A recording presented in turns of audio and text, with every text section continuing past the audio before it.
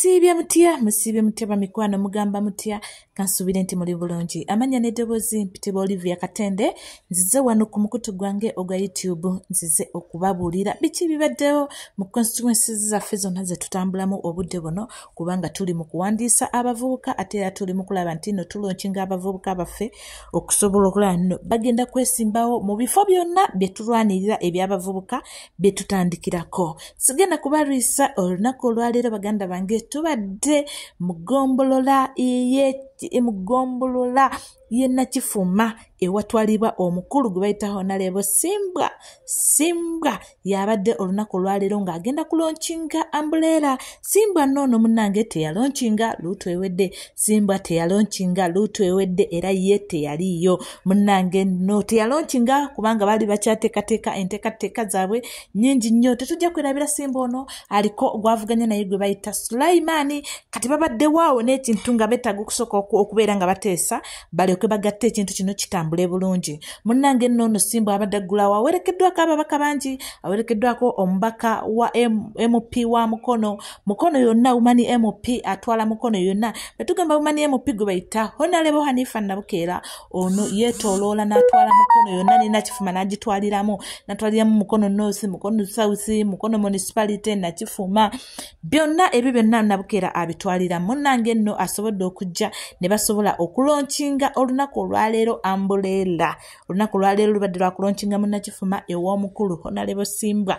Tetugenda balisaayo era temugenda kulaba bingi nnyo, mbadde mbasaba tubeereko tulabe ebibaddeyo bwe bigenze n'ababadde ku kitebe babadde nga babaweereza nange Olivia wamwe mbadde eno e Nakifuma olwaleero nga ngenze okusobola okulaba nti nno ntambuza emirimu gino nga bwe girina okutambula olunaku olwaleero nga nina okuvuga emirimu tulina mingi, eno beera olina okubeerayo, eno beera olina okubeerayo, neno beera olina okubeerayo, naye nga byonna oli omuntu omu asobola okubikwasaganya. Mbasaba musubscribinge, mulaikinge YouTube channel, mutambuze information esobola okubeerawo. Mulabe Simbwa ye bwaguddewo omukolo, mulabe abamuwerekedde, mulabe batambudde nabo okutuuka olunaku olwaleero ng'ali ne bafuuti soja ab'Nakifuma, ab'Echampisi, bonna abali mu gundi ya Simbwa eyo bonna tulabe abantu babadde nabo e Nakifuma. Tulizimba Uganda.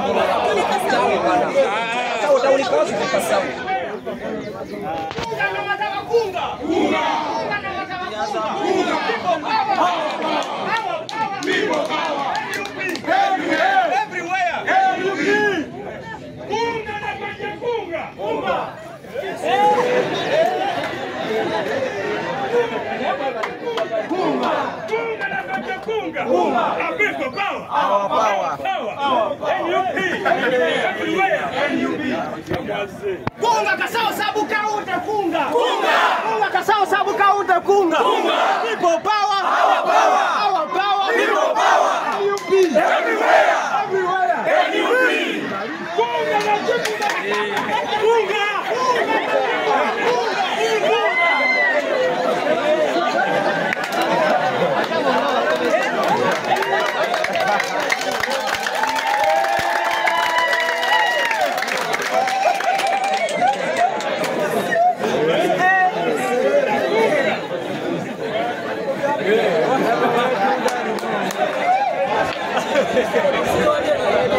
Oh, saja jari mun.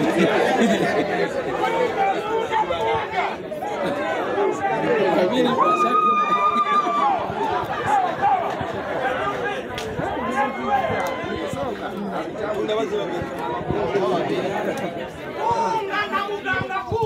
Kunga! Kunga! Kunga!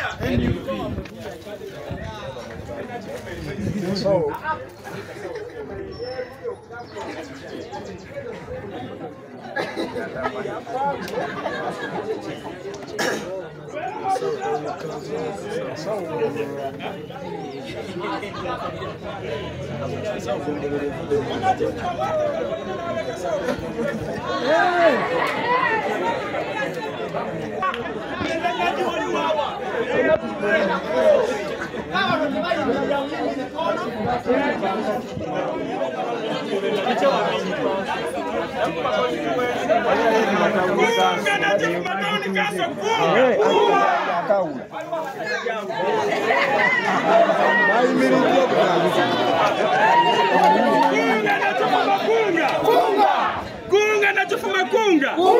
People power. Power power. NUP. Everywhere.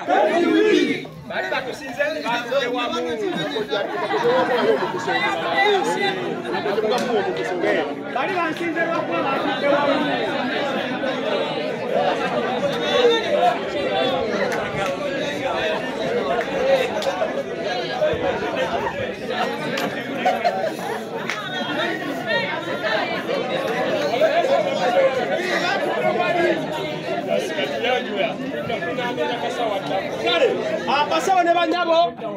Abasawo ne banyabo mwekubireko engalo ez'amaanyi oluvannyuma lw'okweyanjula. Mwenna tugaddenga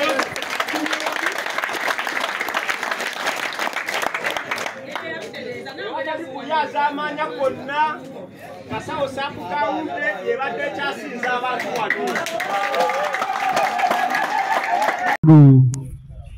Gwe batusindika naye okukunga Nakalembe Martha naawe nkwetaagako wano. Nakalembe Winnie ne Nathazi Martha. Mirembe Esther sooka naawe ojjeko wano nga sinaba kweyongerayo kubanga njogera kya bugunjufu abantu bano.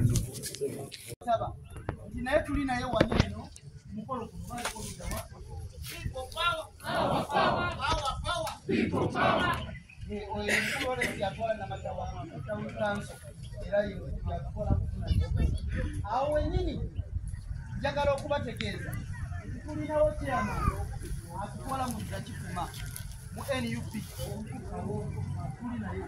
People power. Power power. Power power. People power. Awo wenyini people power. Power power. Our power. People power. NUP. Everywhere. Everywhere. NUP. Ra. Ra. Cha. Cha. Byonna bye mwagala mwewuunye bwenjogera nammwe bwayogera nammwe. Njagala mu kaseera kano nate okubategeeza abamu obadda mulowooza Nakifuma woona abaako omwami n'omukyala si bwe kiri. Ate ebiseera ebisinga nti bw'olaba omusajja waba waali nga w'amaanyi kutera okubanga kaayana eyo twetaaga tusooke tutegeera ekigenda mu ki mu maaso. Tuli mu campaign ey'okuwangula buli kifo kyonna. The youth and people with disability to go and fight a good fight on behalf of the National Unity Platform so that we can win the special interest group elections.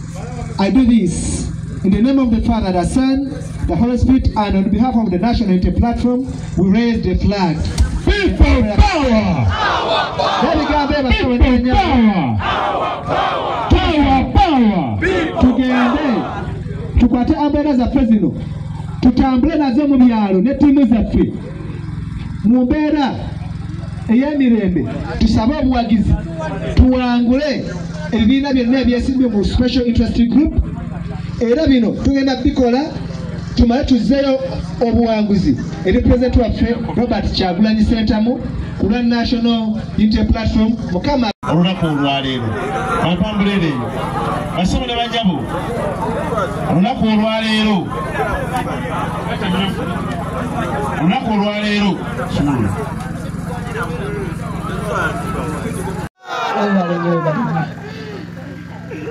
kitegeeza nti nno okuba flag bearer waffe kati ye mumuli gwaffe gwe tutunuulidde okulaba nti nno tumukulembera tumutwale mu entebe era nga njagala okwebaza ba foot soldier bane munyumidde naye munyumye tubakubireko mu ngalo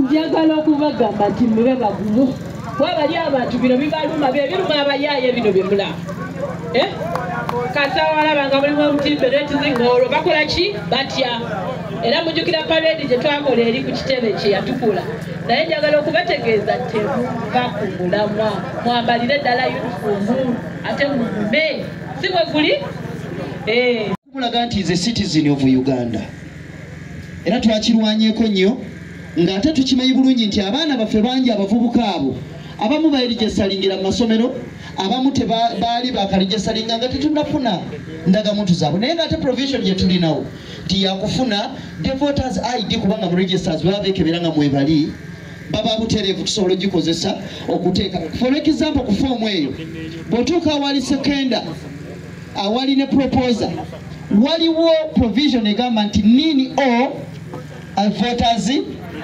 siwe kiri kyokka ate ku candidate wano awasooka bwe tujjuza nga bw'otuukawo wo wakuwa nga wakusaba oleete nini nga